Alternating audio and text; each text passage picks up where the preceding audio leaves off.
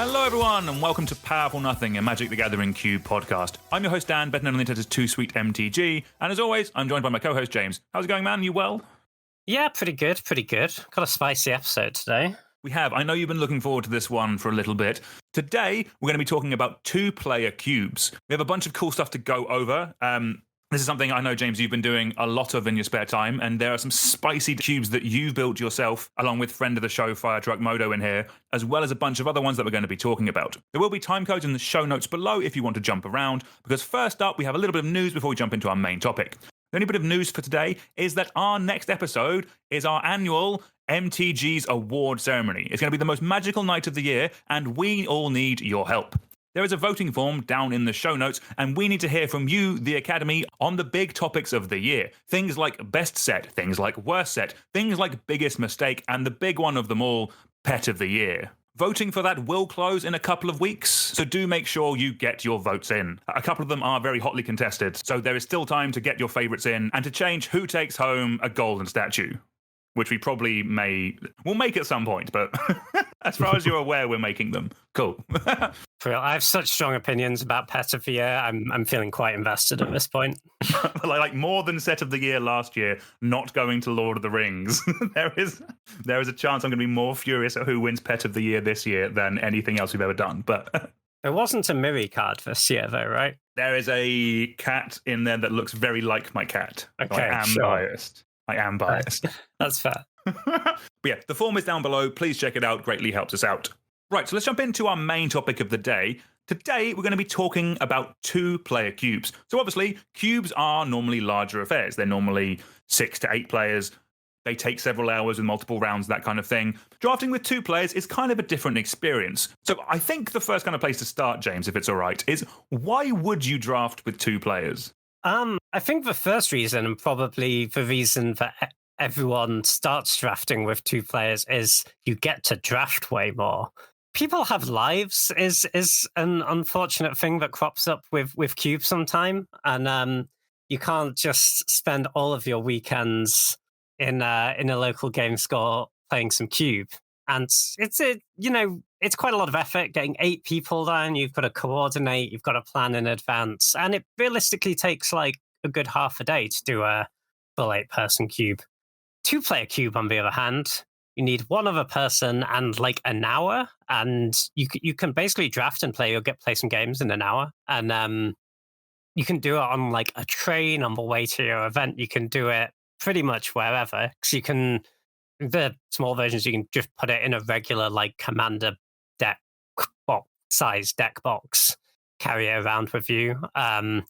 So I wouldn't say do this instead of drafting with 8 players, but you do get to cube a lot more. And it actually has some kind of fun and pretty unique to 2-player drafting experience and skills. There's definitely a knack to it. Yes, so some of those we're definitely going to be exploring a bit more in the episode. Like I definitely want to ask you a little bit about like hate drafting and that kind of thing, because I could see that being much more important in a 2-person cube. But just some other bits on like why you would draft with 2 players. One thing with these 2-player cubes is generally they are a lot smaller, which means they are, 1, both cheaper, and 2, easier to build and maintain. James, kind of what's been in your experience with the ease of managing a Twobert like this? Yeah, it tends to be pretty straightforward because, as you say, they're a lot smaller. I'd say like the minimum size you can go to is 90 cards.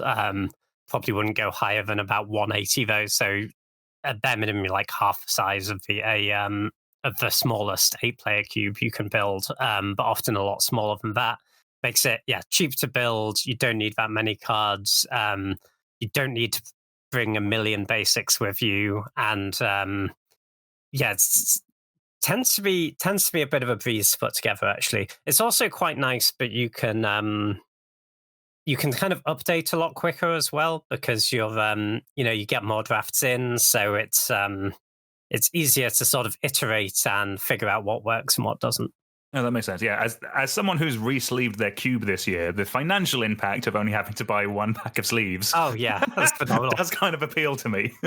I spent so much on sleeves for my 542. It was unreasonable. Yeah. 1 pack of dragon shields and you can sleeve a small Twober, which is pretty good. Nice. And then, one of the other benefits I can imagine with these things being so small is that because the cost implications are a bit lower, they're easier to put together. And it means that, so not just from a cheaper point of view, but it means you can try and do new and interesting things. And like, yes, some of the ones that we're definitely going to be looking at today, some of the ones that you've put together or you've put in the list to kind of go through do look very fun. But yeah, I'm assuming, James, are kind of just like, the ability to try new things is one of the main benefits of this.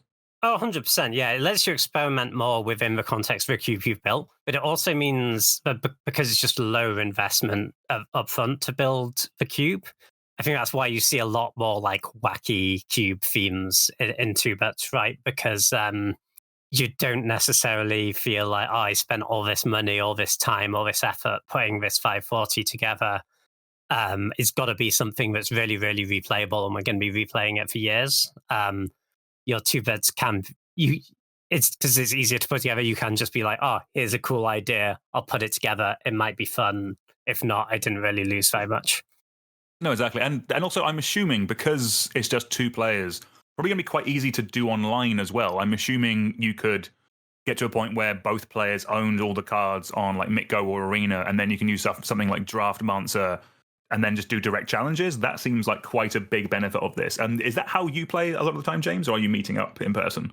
Yeah, I've been doing a decent chunk online with friend of our show, Fire Truck Modo. And yeah, as I say, it's pretty straightforward, really. Either you can buy the whole cube on Magic Online that sounds unreasonable, but for a lot of these Twoberts, it really isn't. It'll cost you like sub 20 quid. Or if you already have a subscription to one of the rental services on Magic Online, you can do that. Or if all the cards using are an Arena, you can just acquire all the cards in the cube and, as you say, direct challenge. Would recommend the third-party site Draft Mancer if you do want to do that as a way to draft. Obviously, Magic Online doesn't let you draft with one other person in the client, but there's a third-party website called Draft Mancer where you just upload the cards in your cube. You can choose how you want to draft it, how many people you want to draft it with. Join the same session. When you finish the draft, you export all the cards you drafted in a text file, import it to Magic Online or Arena, and then you have your deck that you can build. Yeah, that's sweet. I could really see that as if you just have an hour to kill at home, or as you mentioned, in person with someone, just the ease of these type of cubes, just to get some extra games in is kind of cool, and that's kind of something that generally I like, and I think Magic players do as well. Like it is different because it's because there isn't a draft involved, but like something like Dan has just exploded in popularity over the last couple of years because people like the ability to just play quick and easy games of Magic, and this is kind of, I guess, like Dan, but there's drafting involved as well, and for the cube heads out there, being able to draft as well kind of sounds sick. Yeah, for sure. The other nice thing actually about the Magic Online route is that it's like zero effort to try new cards in your cube, right? You literally just update a text file and you can draft very quickly, and because it's a smaller cube, you'll see the cards quite more frequently. So whereas we often talk about in the context of larger cubes, you want to really think about adding which new cards you're going to add if you're adding a new package. Make sure you give it a few drafts to see if it actually works out, which, in terms of time might be months, there for months, right? That is months. So, yeah. Whereas on this, you're like, I wonder if this package works. Yeah. You add it in, you don't have to buy any cards if you do it on Magic Online. You play for a few hours, you've done 3 drafts, you've played with the cards a bunch.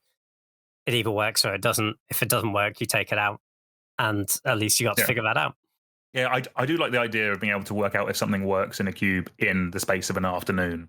That kind of sounds really helpful. But let's keep things moving, James. So we kind of talked about like why and some of the benefits of drafting with 2 people.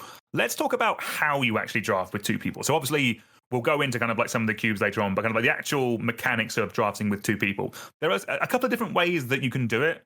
I think I'll kick things off with Winston Draft. This is quite a popular one that you can do. The way that Winston Draft works is basically you get all your cards that you're going to be doing for 2 players. That'll be 90 cards, and you shuffle them together into one big stack, one big pile of cards. What you then do is you take the top 3 cards and put them down into 3 individual piles. The first player will take a look at the first card They can either take it or they can pass it. If they pass it, they add another card from the main big stack to that pile, and then they move on to the second one of three, basically. They look at that card. If they want it, they can take it. If they don't want it, they repeat the process and they add another card to the top of it. You do that with the third card, and if at that point you still don't want what's there, you take a card randomly off the top. Winston is way less complicated than it sounds, and what's nice about it is that you are still drafting, but there is some information, like sometimes you will never know what is on top or what is in a pile. So if you take a pile, you are still going to replace it with a card, so you don't know what's there. But if you leave a pile with some cards in it and put a card on top, you can have a vague idea. You have a bit of information in terms of what your opponent is doing. James, you've done a fair bit of Winston draft from the sounds of it. Like, how do you find it generally works as a two-player draft format?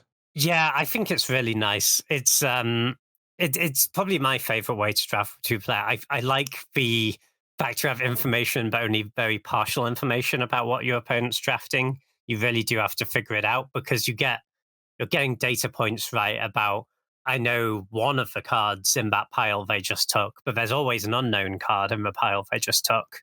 So you never know, did they actually want the card that I knew about, and therefore they're in the deck that goes in, or did they actually want the new card? So you can't really work it out just from one pick. You've got to really be paying attention and figure it out from sort of multiple data points as you go through the draft. And that means that hate drafting, whilst definitely a thing, like it's two-player draft, right? It's zero sum. It's in many ways, if you can take a card that makes your deck 10% better, or hate a card that would make your opponent's deck 10% better, those are in theory kind of equivalent, right, in a two-player draft. So it does lend itself very strongly towards hate drafting. So I think having that element of concealed information, so that you really have to do some work to figure out what they're drafting. And, sometimes you take one and you are convinced they're in one thing and you hate draft very aggressively against it, and it turns out they're in something completely different or moved away from it because you were hate drafting it. There's kind of a lot of layers there. And it's also like a pretty intuitive process, actually, once you start drafting. Another thing I do like about it is that it's surprising when I've done it before how much people do the blind take a card off the top. There is something about the gambling element that you don't actually get in Magic, like generally. There is an element of like chancing it, lucky dip type thing, which is a unique part of Winston Draft, and I do quite like that actually. There's a few other that we want to talk about. So next one, you've done a bit more than me, James. Talk to me about grid drafting. Yeah, so this is, I think, maybe sort of the easiest and maybe most intuitive way to do it, which is so you deal out 9 face-up cards, so in a 3x3 grid. The first player takes either a row or the column from that grid, so it's taking 3 cards. The second player then takes another row or column, so they might only get 2 cards if the first player took one of the cards from that column. And then you discard the rest of the cards, deal out 9 new cards, and the order is reversed. So this means that you need more cards than you're actually going to draft. You can't grid draft if you have just a 90-card cube, because obviously you're discarding some of the cards. You'd want, I'd say, 150 probably if you're grid drafting. Maybe a little low, maybe like 130 is fine. But it also means that the information is fully known, right? You know exactly what's in your opponent's pool. Like, you're not a spreadsheet, right? It's not like you have perfect memory of every card that they have drafted. And sometimes I'm paying more attention than other times, and sometimes I've completely forgotten what my opponent took in the first few picks. But it does reward you for like really paying attention to what they're doing, and at least paying attention to like combo pieces if that's something that's in your cube. Like if they picked the Splinter Twin, you really don't want to give them the opportunity of a Deceiver Exarch, right? Yeah, I think that's way more important than like paying attention to like the fourth lightning bolt variant in the cube, that kind of thing. Like it's For sure. it is more the bigger combo pieces. Like the game enders are the and like or like archetype specific payoffs. Those are the things you kind of want to pay a bit more attention to. It just in general in these type of 2-player environments, because it's not like in a 8-person cube where there's a chance you're going to play against it. In this, you are 100% going to play against it. If they take the twin and the Deceiver Regis card, there's a highly likely they're going to play it against you. Sure, for sure. And it's actually even a little bit deeper than just hate drafting, because it's not just about you're not just trying to give them a generically worse deck. You're trying to give them a worse deck against the deck that you are drafting. And similarly, once you've figured out a good amount of what they're drafting, you want to take cards that are good in that matchup. There might be a really premium removal spell, but you don't actually care about it because you've realized that they're not on a creature-based strategy, right? Or similarly, there might be what would normally be a sideboard card, like a Meltdown or something, but it's phenomenal against you, and you need to take it because your opponent gets to, they get to build their deck just for you, right? So if they know that you've drafted an artifacts deck, they get to just put that Meltdown in their deck, right? They don't have to wait till sideboarding. So there's quite a lot of sort of levels to the approach you can take in 2-player drafts sometimes. No, exactly, yeah, and kind of like specifically because grid draft is everything's face up. It's a face up information format. Like unlike Winston, where kind of like both of you are trying to vaguely work out what each other one's doing, grid draft is perfect information, as is another draft format that we'll touch on quickly, and that's Winchester draft. This is one that I actually I tend to favor when me and the wife have done 2-player drafts at home. The way that Winchester works is basically, again, you shuffle all your cards into one big pile. We'll call that a stack, as it were. Then you lay out 4 piles, and then basically you take it in turns. One person picks a pile and then puts a card on each of those piles. So in the second round, there's one pile with 1 card on it, and the rest have 2 cards. And basically, you keep going on that way. That is also a perfect information format. I'll put down a link to a video I made alarmingly 4 years ago in the height of COVID, where I have a self-inflicted haircut and more of a tash than I do right now. But the cat has a very starring role, so that is a reason in itself to watch it. But yeah. I like Winston drafts, so check that video out. There is another type of drafting called Minneapolis drafting. This is generally used for the classic kind of like Ryan Overturf 180 card Twobert. For this, I think you do actually need 180 cards for it to work. But the way that Minneapolis draft is more akin to regular drafting, and I think that's why people like it. But Minneapolis draft is, so both players have 8 packs of 7 cards. Both players pick up the first pack. They then each draft 1 card from those packs. They pass them to their opponent, who then takes 2 cards from those packs. You swap the packs back, and then both players take another 2 cards from that pack, and then anything left in the pack is discarded. You then do that for the other 7 packs left. This has its benefits in some ways because it does replicate regular drafting. It's kind of like an 8-player draft or a regular draft like we used to. You have a hand of cards and you're passing them to your opponent, that kind of thing. But I guess one of the downsides with this is that, yeah, you do need the 180 cards for it to work. So it doesn't work to an extent with the 90 cards or with the smaller 2-player formats, basically. Yeah, for sure. And final draft format to give a quick shout out for, which I think is probably the wackiest one we're talking about today, is Solomon draft, also known as fact or fiction draft. That's what it is, right? Okay, yeah, dear God. Yeah, this is kind of what it sounds like. So you take your shared stack in the same way as you would in Winston draft. But instead of doing the face down piles, one player will look at the top 5, split them into 2 piles.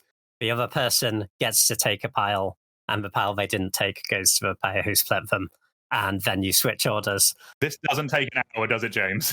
A lot of people love. I think it's really cool. The decision I came to is I'm not clever enough to draft this way, I think really what you need is to be fine just being like, I'm going to split some piles. I have some idea, and then not worry about it too much. Because the problem here is that you can very easily spend like 5 minutes thinking about every single split, right? Because it is way harder than just doing a regular like fact or fiction pile in a game of Magic. I'll tell you that, because you're thinking about all these different factors, which already makes two-player draft hard. But then you've got to factor in all the different scenarios of what they could take, whether that's good for you, whether that's bad for you. It's yeah, I struggle with it, to be honest. I think this has the highest possibility of you spend like an hour doing the draft and then both of you have train wrecked. Yes, 100%. Sounds fun though. It's something, yeah, we should do it once and then say you've done it and move on, I think. But like I think for some people this will really appeal to them. Like especially if you're going to have a bit more time to get the most out of this, I guess. Yeah, for sure. I think it's probably one that's better to do once you have drafted for Cube a few times in some other way. Yes, because then at least if you're familiar, you're not also working out how the cards interact and what the good decks are in this cube. Yeah, you don't be reading the cards as well as working out which pile they should go in. Yeah, exactly. I can see a large world where there's like one card you really want, and it's basically, is the pile 1 and 4 or is it 2 and 3? That kind of thing. Like, I can see a world where basically I don't have playables, is what I'm saying. I don't have enough cards to make a deck. Yeah, you definitely do for 1 or 4 sometimes. I think I did draft with one of the few times I drafted this way, and there was my opponent was in Storm, and the Yawgmoth's Will comes off the top, and it doesn't matter what the other 4 cards are. If you want Yawgmoth's Will, you get nothing else. Yeah, reasonable. No. Yeah, and actually, I did touch on something there that we should probably mention with Winston, Grid, and Winchester Draft. You do need to keep track of playables. You are not guaranteed 45 cards at the end of it. That is what you should get on average. But if you're taking piles with less cards in them, it's just something to keep in mind. You do need to make playables. I guess that might be a reason why people like Minneapolis Draft is that you are guaranteed a pile, whether they're playable or not. But like you are guaranteed a normal amount of cards basically at the end of it. But yeah, just something to keep in mind. Let's keep it moving again. So a couple of things that we've mentioned with this is kind of like when we're talking about size of cubes, we are mentioning things like 90 cards. We're mentioning 180 cards. James, why do you think it's not as fun or it's not as optimal to do a 2-player draft with something like a 360 or a 540 cube that like people might already have? Yeah, so it's interesting. I think it's actually not so much about the number of cards in the cube. It's more about how the cube is built. Because when you build a cube that is designed to be drafted with 8 people, you're assuming that each player is going to settle into one of probably like 10 archetypes if you just went with a very simple, like each color pair has an archetype sort of setup. Often there'll be more distinct archetypes from that. You're assuming that each player is going to settle into one of those. Maybe some people end up fighting for some of them. But basically, once you're in your archetype, if your archetype is even a little bit open, you're going to be getting cards from all the way around the other side of the table that only your archetype can really use. Therefore, you get them late. And you just see a lot more cards in the draft, right? Like, if you assume that I'm the only person drafting blue-red, there's this section of cards that only I want, then in a 8-player draft, 360 cards are opened, right? So I get the blue-red cards from 360 cards. In a 2-player draft, that just isn't how it works, right? You open a way smaller number of cards. So you kind of can't make those... You can't have this big number of distinct archetypes and have them all feel suitably supported. You just aren't going to get that streamlined synergy deck available for each one. But there's a lot of ways you can mitigate this, right? But I think the biggest thing is that you need a lot of overlap between the different strategies, because you really don't want cards that just go in this really narrow thing, and you want probably a smaller number of sort of macro archetypes, if you will. Like, you can have a lot of little packages, Phil, for sure, as long as the cards aren't only useful in that narrow context. But you don't generally want to be like, I have all these color pairs, and they're all doing a completely different thing, and have a set of cards that only that color pair wants. Yeah, I think that's something that will track with most people who've ever drafted. Like it's, I think something you see even more just actually in just regular limited draft, like a 6-player pod feels so much different to an 8-player pod, just because things are wheeling quicker, but also you just have like less packs to get the bits that you like need. Like we've all been there in an 8-player draft where it's kind of like in theory things should be starting to come round from like picks like 5 to 8. That's when, in theory, if your lane is open, you kind of get rewarded. But in a 6-player draft, like you see the same cards quicker. You kind of realize that just the pool that you are playing with is a lot less. And I'm assuming that is just like super, like if it's noticeable and not optimal at a 6-player pod for like a 540, 360 cube, but like just compressing that down to like 2 players, like at that point you might as well just do sealed if you want to play with a larger cube. Yeah, for sure. And there's also a thing, right, of 2-card combos. You're just way less likely to see both halves. Yeah. So generally, you don't want to be in the spot of, there's this World Spine Worm. It works with Flash and Sneak Attack, and that's it in the whole cube. But those are 2 cards in 540, and we're only going to open 90 cards. That's the math just doesn't work out for World Spine Worm being a good card to put in at that point. I mean, I'm struggling to get anyone to bloody play Dark Depths in my regular cube. Getting that working in a 2-player or with 2 players drafting my cube, it's just literally like never going to happen. Yeah, for sure. Whereas if you go with the approach of I have a 90 card cube, which we're drafting between 2 players, then it's kind of the other extreme, right? Where if you take World Spine Worm, the Flash is guaranteed to be open at that point. Which I will say I think is also not ideal. I think somewhere in the middle of those 2 extremes is best. But it's that is the reason that generally you wouldn't have like a 540 card Twober. Yeah, there is definitely a world where you could shrink down your regular cube. Like I've seen a bunch of players do this. Basically, just take their cube and effectively it's something like Cube Cobra where you can highlight and you can tag. You can tag a smaller version of your cube. There is then the admin of taking them out of the main box and putting them in separately. But like there is a world where you could condense, where you could take your regular cube and basically work out what are the key 180 cards. Like just like halve, I don't know, every aggressive creature. Keep in the key signpost cards for like as James mentioned, like packages, that kind of thing. So yeah, there is a world where you could be doing this with the cube you already own, and you could shrink it down. But like if you were thinking of building one, James, kind of like one other thing I kind of want to touch on is specifically like colors. Like from your experience, James, kind of like what is a good ratio of colors in a Twober?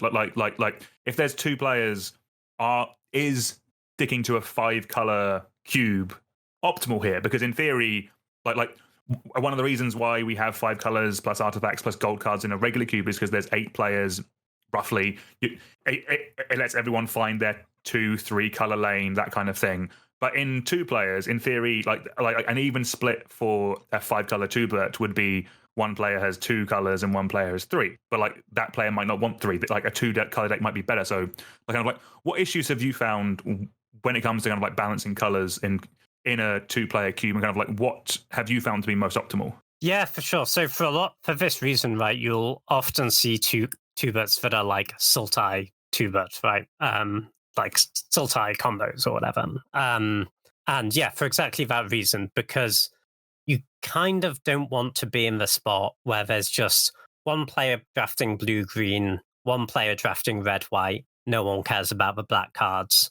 Because, not just as no one cares about the black cards, also no one cares about the blue cards that only work well in blue-red, or the black cards that work well in black-green. So, yeah, I can imagine it just becomes like 2 ships passing in the night, basically. It's just like effectively after the first like 5 picks, effectively the draft is kind of pointless. You might as well just hand each person the colors, and that isn't as fun, I'm assuming. Yeah, exactly. It becomes an exercise in hate drafting versus taking cards for your deck. But yeah, it's kind of not that interesting. That doesn't mean you can't have all 5 colors for sure. One of the ones we're going to talk about later does have all 5 colors, but I think it's quite important if you are going to have 5 colors in your tuber that there's a lot of good fixing and there's a lot of good synergies that exist between multiple color pairs. You generally want, if you're going to have 5 colors in your tuber, you don't really want people to be playing two color decks. You want to give them the incentive and the means to go beyond that. Yeah. Looking at a more kind of like tricolor style of like overlaps, kind of like if you're doing like, I'm just going to pull out tokens out of the air, but like have that over like Naya, if that makes sense. Exactly. And even go beyond that, right? Give them, don't confine your strategies to their colors too much. Like, give them like 1 sick tokens payoff in black, right? Because it makes it more interesting, right? Because then they're trying to come up with fixing for that, and it's like cards that more players are interested in, right? You want to always end up in a spot, I think, where there are at least some cards that both players want. That makes sense. Yeah. Because otherwise the draft process can just become a bit trivial, really. But yeah, so I'd agree they're going to be 5 colors are doable, but you do need to kind of think about the overlap, which is quite important. Because I didn't. One of those we'll talk about a bit later. I've kind of done some 5-color Twoberts before, and like there is a bit of a fear that just like a 5-color soup deck is just the best because like you just can run all the powerful cards and the fixing is quite good. I'm like, how would you like is going down to 3 colors one of the ways of alleviating that, James, or how would you handle that in a 5-color cube? Yeah, I mean, I generally say that if the 5-color soup deck is too good, then one of the ways to go about fixing that is to just support the synergies a little bit more, right? If the 2 or 3 color more synergistic decks, if those synergies get buffed, that makes the 5-color deck worse because 5-color soup kind of by definition is not able to access those powerful synergies, right? It's just trying to play the best cards for UC. Similarly, I guess, make the power outliers in terms of the individual cards a little bit less extreme. I think you could compare this, for example, in Vintage Cube recently. I think the even though the cubes got quicker, the 5-color soup deck is still quite good just because, you see a Minsk and Boo, you get to play a Minsk and Boo, right? You see Comet, you get to play Comet. You see Time Walk, you get to play Time Walk. And I think those power outliers give a real buff to the 5-color because you just get to play more of them per draft on average. So I guess trying to reduce the power outliers would be another way to combat 5-color getting a bit too good. And of course, you can reduce the fixing if you feel like the fixing is so good that it's free to be 5 colors. Then maybe that's something to look at. Flipping that around then, going from 5 colors, let's talk about monocolor because I'm assuming as well that's also something that could work quite well in a 2-player format, just focusing on like the strengths of 1 color. I'm assuming people would jump to blue, but like what do you think, James, about like a whole cube possibly being just 1 color? I've definitely seen a few monocolor cubes. To me, it sounds kind of boring. I'm not sure I've played one, honestly. You just like drafting lands, James, don't you? I do just like drafting lands. That's true. I could see a world where you make it interesting, but again, you need to make sure you have enough distinct archetypes within your 1 color, right? Like I saw a list for a mono red 1-drop cube, which is like mono red and every spell costs 1, and I'm sure that's fun for someone. I can't imagine how that's fun though. Like I can't imagine having fun. Well, I mean, the games would be quick. Yeah, it would be over quickly. Yeah, I agree with you there. You have half an hour. Let's play. Like that's not. Yeah, you could finish and draft something else soon. That would be good. Humbug, James. But yeah. I guess it's not for me. Not for me. I guess. I think you just need to make sure you have enough like distinct decks, right, and that you're not just taking the best card out of every pack, and like both players basically want the cards in the same priority order, like that. That makes draft not very much fun, I think. But yeah, if I could imagine like a mono blue cube where there is like enough variety there, right? You could have like tempo deck, a control deck, There's burn. some in blue. combo nonsense. Yeah. High Tide sounds crack, so that's good fun. Nice. Yeah, but yeah, kind of like from generally what you're saying, I do see now kind of like yeah, I think for this kind of environment, I could see 3-color being like, I'm not going to say optimal, but kind of like give you enough, or kind of just works within the constraint of it's between 2 people. You are incentivizing people to fight over cards because you're highly likely to be like at least overlap at least like 1 color, and you still have enough room to do different archetypes within it. So yeah, I think that kind of makes sense. Just pulling it back a sec, zooming out to kind of different style of decks. Let's talk about things like aggro, tempo, control, and combo. Like, is it like from your experience, do you think it's healthy for these type of cubes to have each of those in, or are we doing the opposite? And we're kind of like, is there a world where just having the same thing? So like you mentioned the mono red one, like that's clearly like an aggro cube where the goal is just kill your opponent as quickly as possible. Like you have something like again, I'll mention Dan again, even though it's not a cube, but like that's effectively a tempo mirror. Like, do you think like where do you kind of think that kind of lies?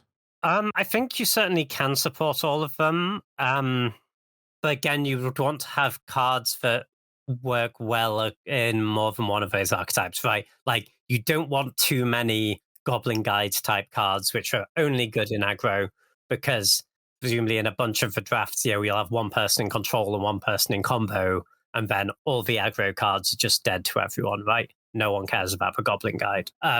Whereas if you have more like creatures that can attack and be powerful aggressive creatures, but also maybe do things for other decks, then you're making the draft portion more interesting, right? Because you're just giving players more options if the cards go in more distinct archetypes. But you can also definitely have cubes where it's there's really only 1 or 2 of those sort of micro archetypes supported, as long as they're supported in distinct ways, right? Like the combo cube, which we can talk about later, is pretty much all combo decks, but they range very broadly in like how they're trying to play out and what disruption is going to be effective against them. So it still feels like you're drafting very different archetypes, even though they come under the umbrella of combo. No, awesome. Cool. Like, love that. I think let's talk about some of the cubes. So we'll touch on some ones that you've been playing, James, and then we'll kind of move on to some ones that kind of other people might be aware of. But and we'll put Cube Cobra links to all of these down in the show notes below if you want to check them out for yourselves. This first list has 40 Ornithopters in it, James. Talk to me about Ornithopter Heads Up. I've heard of larger cubes where there is a bucket load of Ornithopters in there. I'm assuming this has taken some inspiration from those, would you say?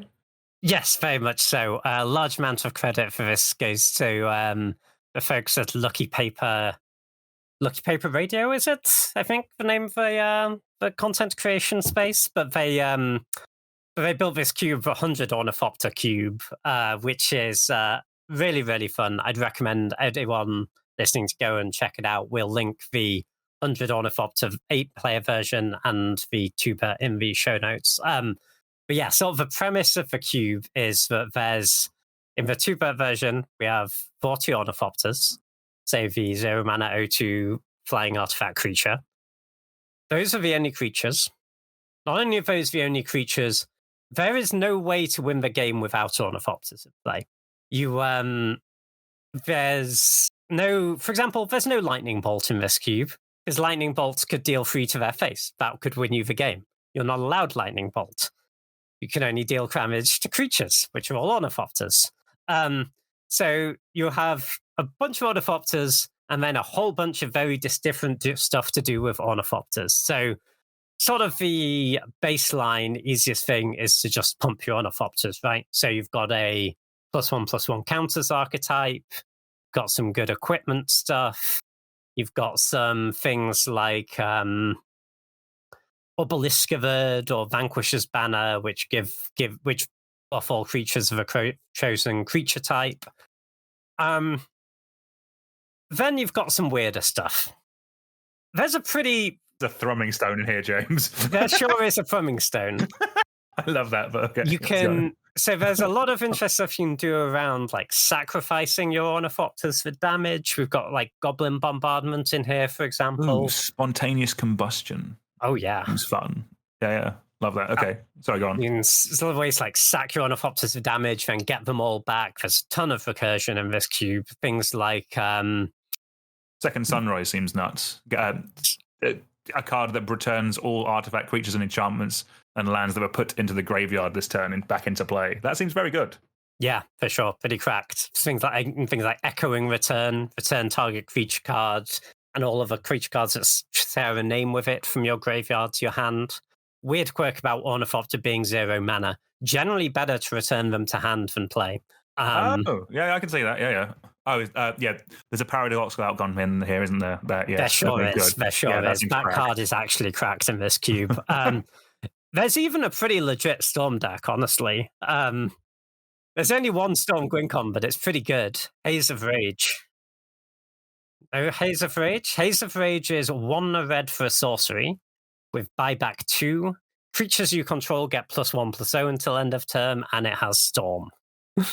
James, I should not be expected to know what Haze of Rage does. I mean, that's fair. That is fair. But I appreciate it. In this, yeah, it does look cool. I could see it with like a card like Glimpse of Nature, that whenever you play a creature spell this turn, draw a card. That seems quite correct. Glimpse is very strong, yeah.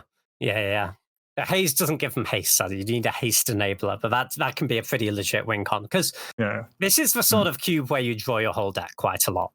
Not gonna lie, that is just a thing that happens between the there's basically 2 glimpse effects. There's the Selesnya one as well, and then there's a bunch of ways to return all your artifacts to your hand. Paradoxical Outcome being the best, but even things like Retract, very strong. Echoing Truth, and then you replay them, you get your triggers again.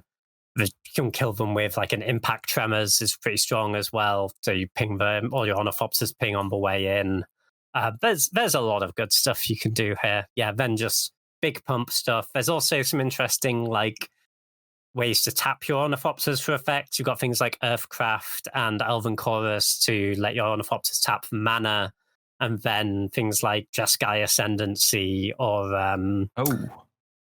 the Intruder Alarm to untap them when you play more spells, and you can kind of go off that way.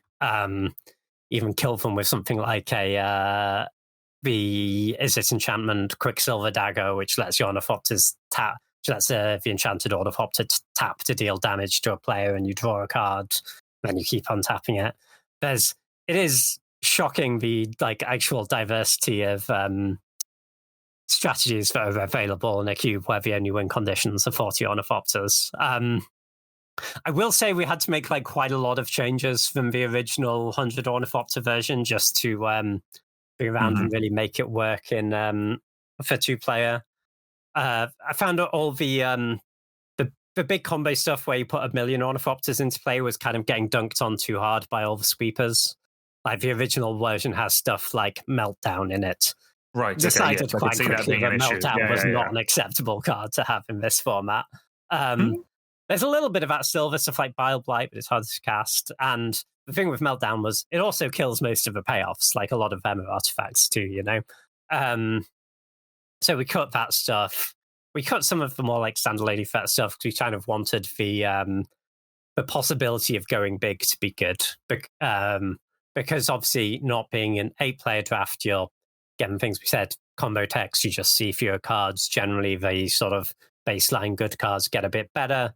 So we sort of had to account for that a little bit by cutting some of the sweepers, cutting some of the big things that just make like 1 or 2 Ornithopters be able to win the game and push a bit more combo-y. Like most of the combo stuff is still in here. Like there's a little bit of even like 2-card combo-y stuff, not counting an Ornithopter, something like I love the fact you have to make the caveat it doesn't include.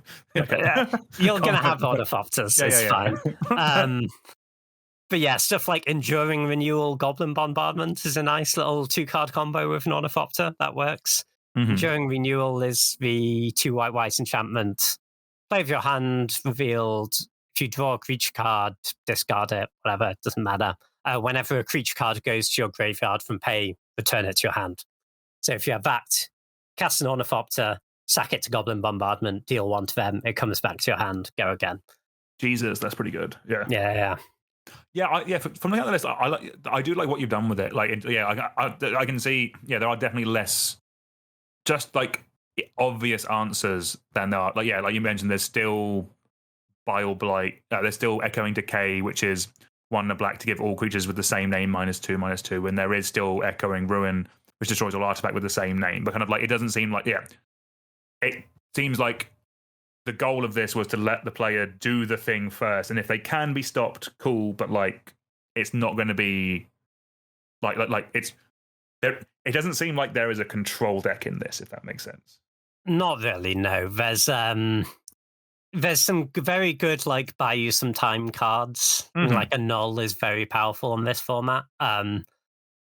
But you're not like trying to just stall out the game and draw a bunch of cards and win by inevitability. You've got to be doing something powerful yourself. And I guess just having to put a bunch of Ornithopters in your deck kind of lends itself to that anyway, right? Ornithopter not renowned as a control card. A lot of the card advantage actually relies on you having Ornithopters, right? It's stuff like military intelligence. Whenever you attack with 2 or more creatures, draw a card. There's a lot of that sort of stuff rather than just like straight up card draw.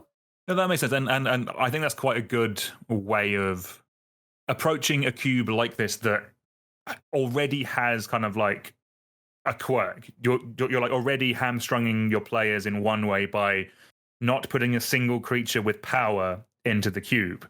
So therefore, don't have ways of just like easily killing creatures because they're already doing the work in the first place. I think that's kind of like that's something good to consider if you are thinking of doing something a little bit different with a cube or going a bit off piste, as it were. Keep that in mind of kind of like you can hamstring your players in like one aspect, but don't keep piling on them. Basically, I think is what I'm trying to say. But yeah, this one looks sweet. I guess I should ask the question: if you are drafting this cube, how many Ornithopters do you think you need? I think I only have like 10, I think, which is enough which is about the number you want for a deck to play in your deck in this cube, I've found. I'd say like 8, maybe 7 absolute minimum, up to maybe 11 is generally the range you want to be in. It depends on your strategy a bit. If you're doing stuff like Paradoxical Outcome or Winged Portent, for example, or the mass pump effects, things like Curse of Predation, those really want you to have a lot of Ornithopters in play. Whereas if you're trying to get ahead with some of the equipment, for example, then maybe you can get away with slightly fewer. But I'd say 7 to 11 is generally the range you want to be in. So then, nothing to do with Christmas coming up, James. How many Ornithopters do you own in paper? Currently, I think 10-ish. Okay, we can with that information as you will. Do you have a preference on artwork? Hopefully not the foil one that's a tenner. Or the Jesus, there is a Kaladesh Invention one. That's pretty vibey. Oh, that's spicy. There's the Brothers War one is kind of cool. The sketch one. Yeah, that one's nice. The retro frame artifact. Okay, reasonable. Okay, we can do that, James. Nice. Cool. Right. So as you mentioned at the start, there will be a link to all these cubes that we're talking about down in the show notes below. Let's move on to our next one. This is one we briefly touched on a bit earlier, but James, talk to me about the Heads Up combo cube. Just from looking at the first thing that comes up immediately is that the 1 red card is a World Gorger Dragon. Talk to me about the combo cube, James. Yeah, this is spicy words. This is one that me and Josh pretty much built from the concept of what if we just played all the fun combos and tried to make the ones that don't quite get there in regular cube get there. You know, we found that most of the combo stuff we wanted was Sultai. So we said, okay, well, let's build a Sultai Twobert for it, as we've discussed reasons why restricting yourself color-wise might be good. We ended up splashing in a few white cards. I think there's 6 white cards and 1 red card. Reason for this is the white cards and the red cards are all combo pieces that go with existing cards, they enable a broader range of interesting combos, we think. And the red card you never need to cast, so there's no red producing lands. It's World Gorger Dragon. You're doing nonsense with Animate Dead or Necromancy. The white cards, there's some white triomes, basically. And we're playing fetch lands, so you kind of just don't need that many white lands to make a few small number of white cards work. So we kind of felt like that was okay as a small concession to make. But yeah, base core, it's a Sultai cube. I'd say the combos, we found that the more like we're trying to do like both spellsy, stormy type combo stuff and creature-based combos. Yeah, I see we have some persist creatures in here, so that's kind of is that the creature side of things, basically? Yeah, so the creatures combos, we've got sort of persist combo, we've got like devoted druid combo, like rosy cotton stuff. Nice. Yeah, there's like Heliod walking ballista. Yeah, nice. all that good nonsense to like Alluran and things like that. And then we also have like the storm stuff. So we've got you can brain freeze, Yarg Will, all that good stuff. Draw sevens, etc., etc. We sort of found if you just go in with that approach and put in all the most powerful things, then the spellsy combos tend to be a little bit better than the creature combos because they're just harder to interact with, right? And they tend to be like more of a clean kill where you don't have to untap with anything. So to sort of compensate for that, the removal is very sparse and generally pretty inefficient. There's like the odd bit of really good removal. There's Dismember in there. There's a bit of Triumph, but it's not. It's not abundant. And let's say you've kind of balanced that a little bit by kind of like giving, like, I see like there's hand attack in black, so we have like Deep Cavern Bat and Inquisition, and then there's also a touch of counter magic in blue, which kind of creature decks can still run, I guess. Exactly.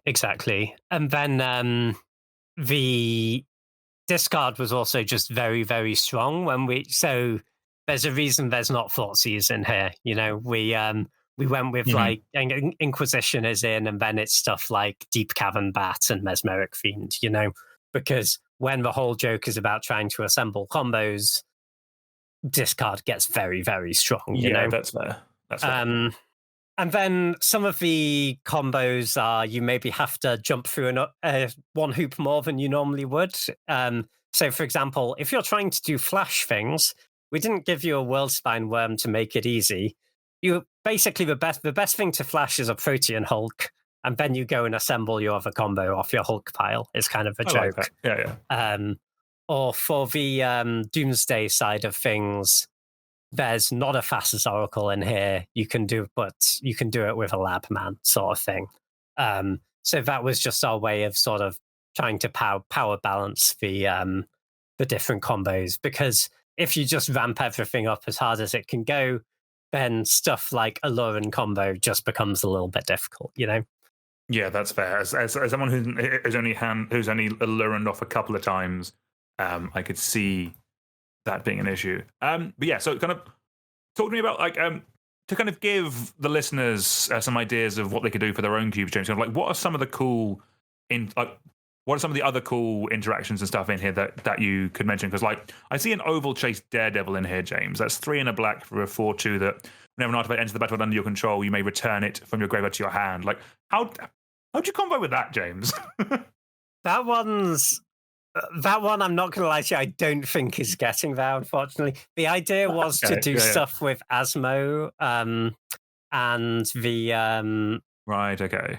And stuff that Asmo gets, and then you discard it to the... what's it called? The Underworld Cookbook, and then the Daredevil comes back, and it just sort of makes all your discards free because you're getting the Daredevil back, and then you can use that to loot or whatever. It's a little bit tough, to be honest. I think that might be one that gets cut at some point, unfortunately.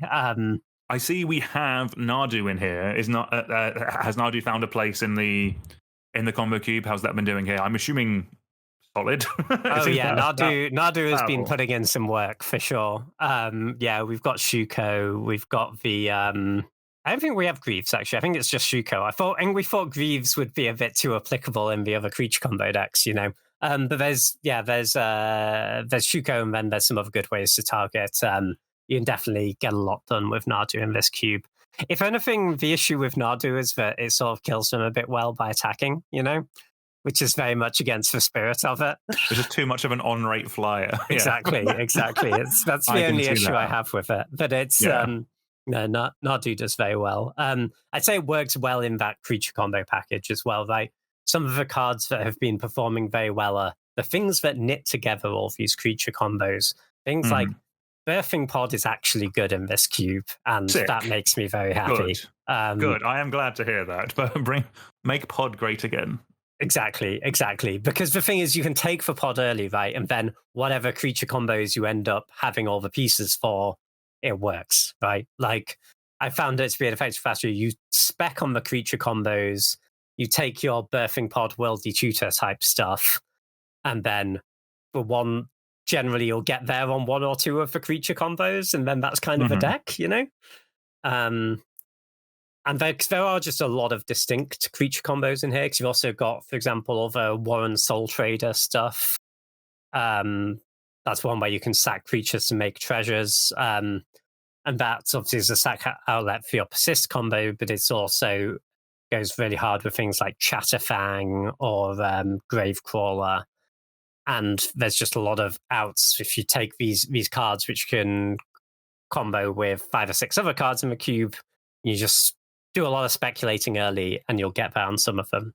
And sorry, I see an Academy Rector in here. What are we getting with that? Because I don't see. I always, in terms of combos, I kind of line that up with like Pattern of Rebirth, so you can go and get your Protean Hulk. But what are you getting with Academy Rector, James? I've had fun getting Recycle. Recycle is a good one. Skip your draw phase. Whenever you play a card, draw a card. During your discard phase, choose and discard all but 2 cards. Okay, yeah. Seems like an engine. Nice. Yeah. You can get an Alolan with it. You can get a Survival of the Fittest with it. Yeah, you can just stitch something together, you know? Yeah, it's and there are just so many good sack outlets, you know, that it's pretty easy to enable it. Yeah, then kind of the deck which you have to bit draft more is a more distinct thing is the Storm deck. The Storm deck is kind of harder to oops into, I think. You kind of have to be going for it a bit earlier on and taking your blue card draw, but I think it's also pretty effective. It'll not surprise you to know it's more effective when Josh drafts it than when I do, but but it certainly does some powerful things. No, I believe in you, James. Let's go. All right, let's keep moving. Let's talk. I think probably we should touch on some of the Twoberts by Ryan Overturf. He was kind of the initial proponent of obviously Twoberts, which are kind of like designed for 2 players, but also draftable with 4. So all of the ones that we're going to mention now are like 180 cubes, and we'll put links down to these in the description below. We're going to touch on some of the ones that we've drafted ourselves, because obviously we have a bit more experience with them, but like the Grixis Twobert, James, I think this might be one of the earliest ones, the earliest examples of a 2-player cube that kind of like really got popular. I've drafted this one a couple of times, and I know that you've drafted like a version of this that has had a lot of tuning done to it and is way more strong and powerful. But like, the Grixis one is really cool. It's I'm going to say similar to the. It's similar in style in that there are a bunch of combos in here, but there are also aggro in here. But it's not just like despite there being an aggro section in red, there isn't in T. There isn't that kind of stuff. There is things like Kiln Fiend. There is things like Runaway Steam King. There's like cards that you kind of like. It's not just free. Okay, I'm going aggressive. I have to do stuff. And I think that's kind of something you'll see in these cubes. Is that you like you do have to be doing something. You can't just get in this environment where you are trying to balance things.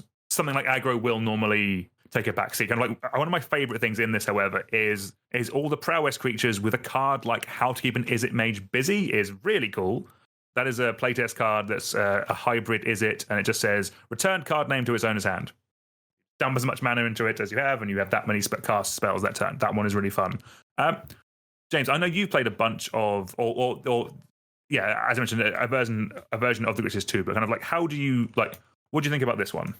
Yeah, I think this cube plays out really well. I've mostly drafted this as a 4-player cube, so or a version of this, you say, a bit more combo, a bit more powered up. But yeah, as a 4-player cube, I can certainly say it works great. So obviously, in a 4-player, if you're drafting 180 cards with 4 players, you draft every card. But I think that's kind of more okay with 4 players because it doesn't mean I personally am going to see every card, or I personally am going to see a smaller number of cards, right, relative to if you were drafting 90 cards with 2 players. And yeah, I think it works really well there.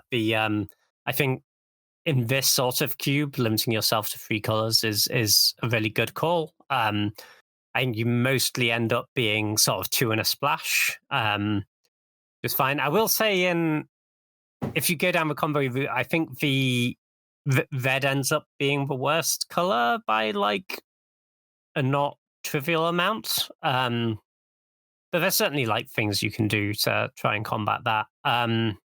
Yeah, there's a lot of very strong stuff to do in here. The animator is incredibly strong. The artifact decks are very, very good.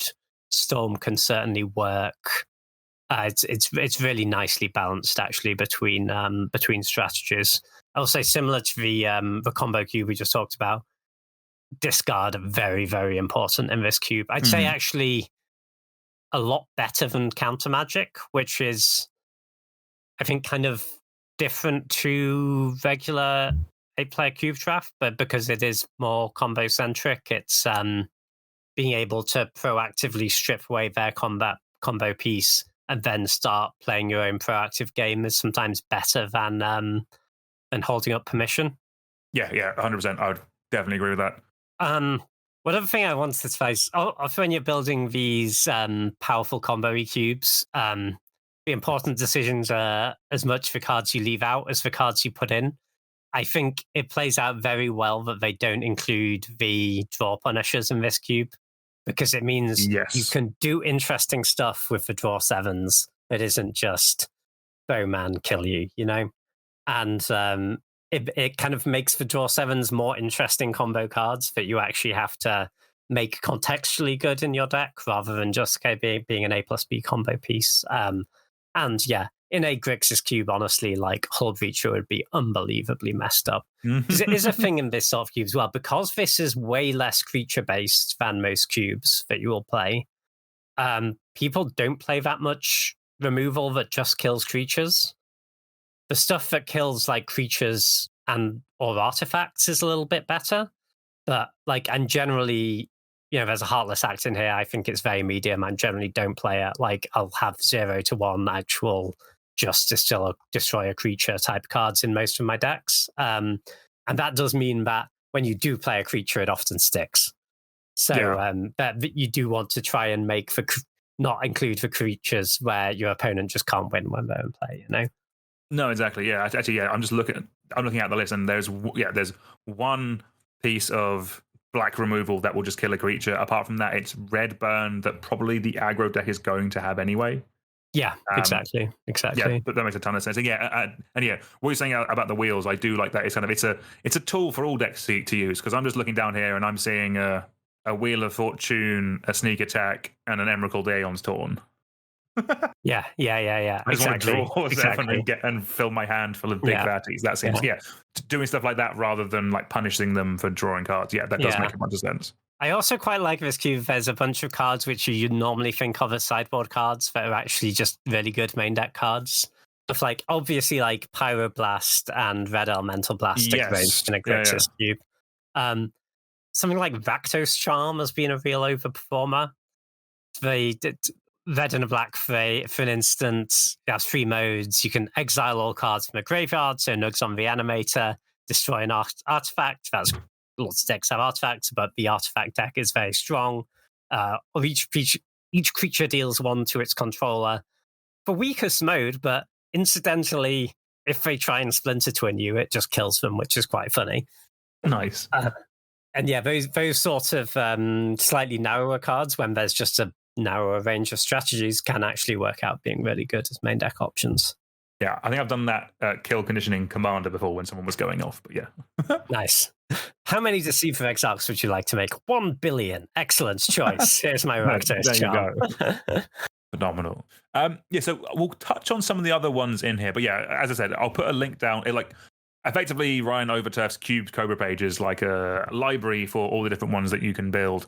But yeah, I know the Tempo Twober was a iconic one when that first started. That one is built is kind of like how the Combo Cube is focusing on combos. This is focusing on more tempo matchups. So it is. This one is 5 colors. It is built more about tempo, gaining advantage over your opponents rather than being a balanced cube. He does also have things like Peasant Twobert. If you're looking to build one on a budget, that might be a very good example. Yeah, I'll put a link down to all of these in the description below so that you can have a look at so that you can have a look at them. There's a lot of good work gone into these, so yeah, I'd highly recommend Ryan Overturf's Cube Cobra page as a resource for building your own ones of these. The last two that we'll kind of touch on before we talk about some like gameplay that we've kind of had with these is I myself built my own Sultai Twobert a while ago. I built it a couple of years ago. Haven't played it in a while because I'm a fiend for building Sultai Commander decks, so I might have needed some of the bits, but it was a ton of fun. So I went down more the traditional way of building this. So I kind of had like an archetype for Golgari, an archetype for Dimir, an archetype for Simic, and then kind of like a Sultai, effectively like the gold style archetype for all colors, and then had a bunch of different like packages in it as well. I kind of did that because I was coming at this more from like this was going to be more like a 4-player thing. So I was trying to get an archetype for each person. So Golgari, I did Mold Aggro, which is something I do love but don't get to play that often. Dimir was Control. Simic was like a Miracle Grow kind of tempo kind of deck, which is another type of archetype I do really love, like the playing cheap creatures that kind of like get a counter on them when you cast an instant or a sorcery, or when you cast a blue spell, stuff like that. I really like that. And then shockingly, Sultai was Spider Spawning James. You might be very surprised to know that I built that. But then kind of like, yeah, kind of like that was kind of like my base of it. But then I kind of fit in other type of like archetypes around that, or like packages. So we had like a Gyruda Reanimator package. So kind of like all the big fatties for the Reanimator were even, so that you could do it with Gyruda. There was like a lands package, kind of like replaying Strip Mine and Wasteland with things like Life on the Loan and Roundup Excavator. And we also had like a Discard Matters section with like Archfiend of Ifnir, Drake Haven, and like Living Death as the win conditions. And then there was, because also Golgari is good at sacking stuff, there was like a Golgari Aristocrat thing in there as well. Kind of like, I definitely approach this more from like I like creatures style of building and design. But yeah, I found kind of like the thing I learned about this is that kind of I didn't need to be as rigid with the archetypes. I didn't need to be as rigid as, Golgari is the aggro colors. It like I could have put aggro in all of the colors and it would have still worked. It would basically like, it lets people find their decks a bit easier actually, because like one thing I did find with this is that a couple of players did end up in the like, it's a Sultai cube, I'll just draft Sultai cards, and kind of ended up with a bit of a mid-rangey soup, that kind of thing. But I think kind of like if I had sprinkled like one of the things you were talking about earlier about kind of like sprinkling synergies over all colors, so kind of like they find their deck a bit easier. I think that's definitely something that kind of like, yeah, I need to really look at this, because yeah, I mean I love Sultai James obviously, but like yeah, I think that there's definitely some bits I've learned from this episode that I can kind of apply to Twoberts in the future. Nice, yeah. I do think if you're doing the 3-color Twober, which is kind of the classic way to do it, I think it is better to start off with lists of these are the archetypes I want to support than these are the color pairs, this is what they're doing. Because I think it is just the majority of drafts you're going to be at least 2 and a splash. Just because, right? Even if you don't have a ton of lands, the lands are all on color for everyone. Like every dual land helps you. So it does tend to be like splashing is pretty easy. And I think it's more important to have a clear list of like, these are the broad archetypes I would like to work, you know? And like if 2 of those are based in blue-black, then that's fine, actually. As long as all the colors are, you know, contributing something good that works with the rest of the cube. No, definitely. I kind of like one of the main takeaways I've got from today is kind of like Twoberts, or like 2-player cubes are definitely a thing where you can experiment. These are the type of things where you can do cool and interesting things. I've kind of made a note that kind of I want to try something with Universal Automaton. That's the 1-mana artifact creature with Changeling, meaning it's every creature type. There has to be something cool there that you can do with that card. It's kind of, I like the fact that it's giving me ideas for brewing. So yeah, that's awesome. Before we kind of wrap up the conversation on 2-player cubes, James, you've played a bunch of these. Do any games specifically stand out to you? One of the things that came to mind was the first time we drafted this Ornithopter cube. Well, actually, the second time, because the first time was a complete dud for a different but quite funny reason. That if you draft on Draftmancer, there's a setting that called duplicate protection, where it stops you having more than. And because of this, it stops you having more than one Ornithopter in a pack. I have seen people post that on messaging Lucky Paper Radio, being it's an issue. It's an issue. It didn't work. I think LSV recorded some videos, Winston drafting it, and had exactly the same problem. The first draft was kind of a dud because we were drafting Winston with 90 cards, so that's 6 packs. So we had 6 Ornithopters between us. That wasn't enough. But we worked that out, and then we did another draft. This was with, we were just drafting, I think it was the full 540 original version of this, but doing it between 2 players. We had other sweeps and whatnot.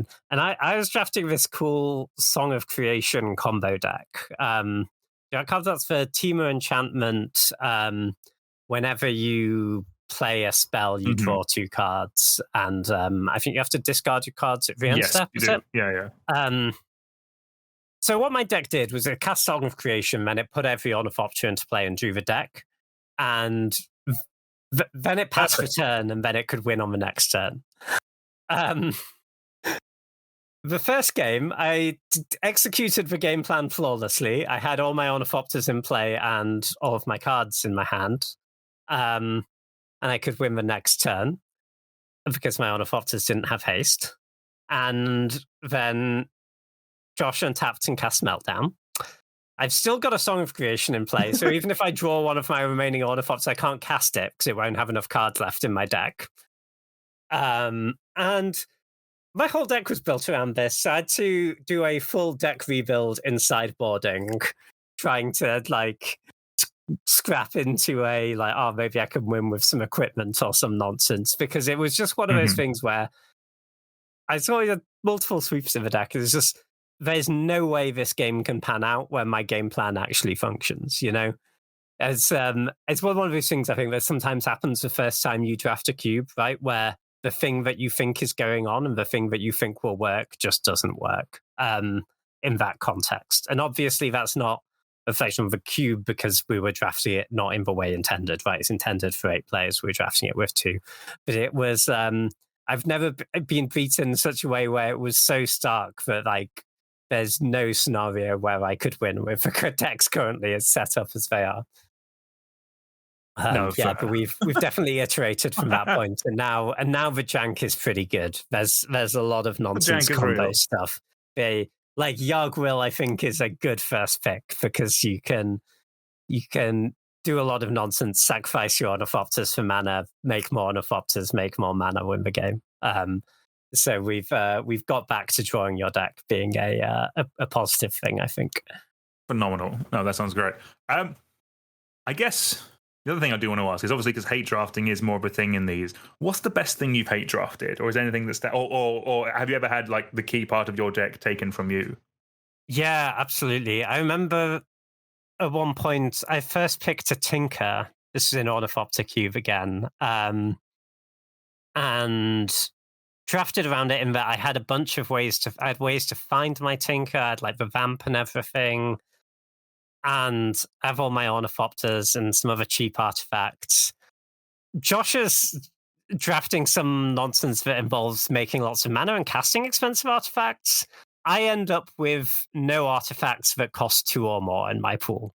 I still had to play the Tinker in the end because my main way I could win with the artifact that deals damage on end step equal to the number of tapped creatures you had.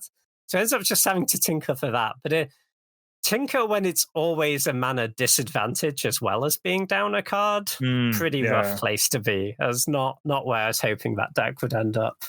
It's not a successful one. I always have high hopes whenever I draft a Tinker, but yeah, you always go for the moon, and then yeah.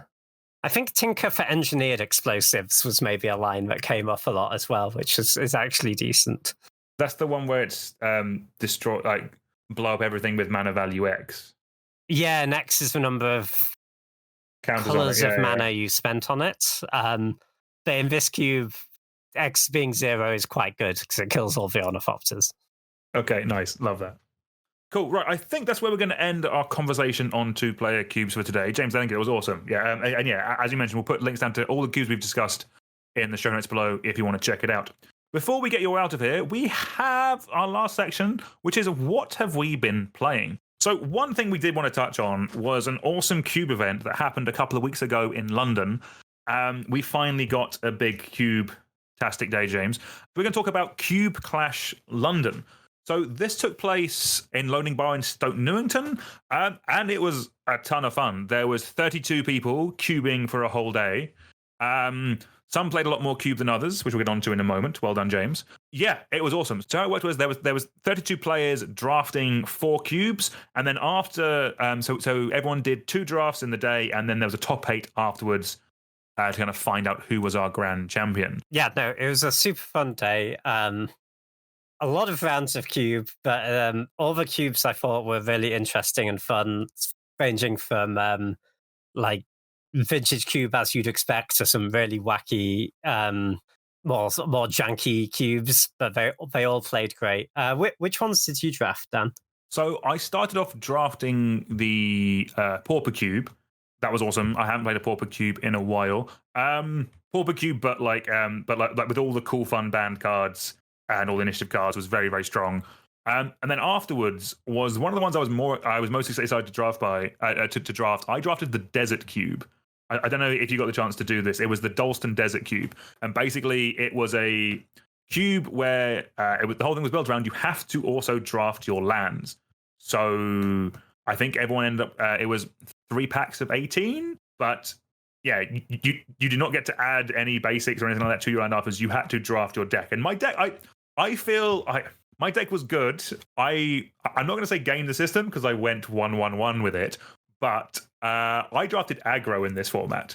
I prioritized lands that came into play untapped because there was a lot of tap lands in there. Yeah, looking at the list, untapped land in that cube seems like a Moxen in other cubes, you know? The designers definitely took the word desert very literally in that there were a lot of deserts. But yeah, it was really cool. Like I was able to deal 20 damage in one turn, which was really cool. For me, that was exactly what I wanted out of a cube draft day like this. Is because like I like the idea. I like the idea of drafting cool and interesting cubes, but kind of like it's not something that kind of like I can convince our playgroup to do kind of like every couple of weeks when we were to cube. It's kind of like, but like at an event like this where kind of like it's sort of a novelty, that is really cool. And yeah, I thought the Desert Cube was really fun. James, how about yourself? What did you get to draft in the day? Yeah, so I started off drafting Vintage Cube, which was a ton of fun because it's Vintage Cube, and especially because I got past some very, very powerful Magic cards. And your deck was obscene. It was really not okay. Yeah, it was. I had like 2 Mox and a Time Walk with a Tolarian Academy as plenty of artifacts and a Hull Breacher and like a Twist and a Memory Jar. It was really messed up. You could kind of kill them with a ham sandwich in the end because you had infinite mana and they had no cards. Nice. So that was a ton of fun. Then the second cube I drafted was called Illusions of Grandeur Cube. Yes, that was the other cool one that I did like the look of. But yeah. Sorry. Tell us about that. Yeah, so it's like a lot of the like slower combo-y stuff or like synergy stuff. So a lot of people doing dirtly things with like an academy manufacturer, or there is, as you'd expect, actual Illusions of Grandeur donate in there, which I did see kill someone. That was very cool. I drafted a sort of stacksy, sacrificey deck. The ultimate lock was Doom Foretold for the Oars of Enchantment, where people have to sack non-tokens on their upkeep, with Tergrid, which means when they sack a permanent, you get it. Jesus, James. Yeah, that was pretty messed up. Like, it took a long time to win, but it really ground them down, and there was not a lot they could do. So yeah, I managed to go 6-0 in the Swiss, and then in top 8, I lost in the finals with a. So top 8, I was like, I'd say maybe a little bit less powerful than your cube, Dan. So like quite a fairish slanted legacy cube sort of vibe, I'd say. I ended up in Selesnya after a lot of pivoting in the draft. James, my boy. It's rarely a place you want to be, is it? I mean, my deck was sort of powerful. I had like some of the powerful white beatdown cards and like a Parallax Wave and stuff, along with some dorks to get it out early. The real overperformer for me actually was, is it Dollmaker's Shop? This is the room from Duskmourn. Googling. Okay. So you have 2 sides, as you do with most rooms. The cheap one is 1 and a white. Whenever you 1 or more non-toy creatures attack, whenever 1 or more non-toy creatures you control attack a player, you create a 1/1 toy artifact creature token. So really cheap. You start getting some bodies early if you have a cheap creature. But then the other side, which you can just pay to unlock later, is 4 white. Creatures you control have base power and toughness equal to the number of creatures you control. So you play the cheap side, you go really wide with all the toys. And I found basically every time, when you can flip this card, it's normally lethal when you flip it. Oh, that's cool. Seems very powerful, actually. I think this one's going in my powered cube. We talked about it on the set review and we thought it was good, but I think it's even better than we thought. But I did lose in the final to a blue artifacts deck doing much more powerful things than me, I would say. It was going off with Urza and Tireless Provisioner doing an absolute ton of work, pumping out the foods to stay alive and tap for mana. But yeah, it was a really fun day. I also did not play very well at all in the finals, it must be said. I was feeling the 8 previous rounds of Cube. Yeah, it was a fun day. It was a long day, and I know for the next one they've considered maybe going to 2 days. But yeah, kind of like if you're in the London area, keep an eye out. I think they did post it in the Cube, like in the main Cube Discord under events, and also it was shown on the Lucky Paper website. So keep an eye out for the next one. We had a ton of fun there. It was awesome. And yeah, I'm really glad that there was a big cube event like this in London, because yeah, it was awesome. And yeah, it was great to try some new cubes, and yeah, great to meet a bunch of cool and awesome people who also love cubes. There are other cube groups out there in London, James. It's really nice to see that. I thought it was just us around Waterloo who were left, but no, it's good to see other people doing it. Yes, cubes are indeed played outside of our usual pub, it turns out. I'll put a link down to the Cube Clash Facebook event page. It'll be for the previous one, but hopefully they will update it with the new one when that comes in. And I'll also put down there the cubes that we discussed from that event as well. Because, like the desert one is something I think a few people who've tried it in our playgroup are thinking of like toying around with. Like, this has got me wanting to try and build something new, something big and splashy that I wouldn't normally do for something like this. But yeah, really fun, really awesome to see it. Awesome. Right, I think that is going to do it for the episode today. James, thank you very much. Pleasure as always. Yeah, always a pleasure. Thank you. Nice one. And just leaves me to thank you all very much for listening. Please like and subscribe. Give the podcast a 5-star review. Tell a friend, all that good stuff. Helps us do cool and new things. Helps us keep things growing. Also, as a reminder, please fill in the end of year voting form for our MTG's Grand Award ceremony coming up next episode. But anyway, until next time, it's goodbye from me and it's goodbye from James. And we'll see you all soon. Goodbye.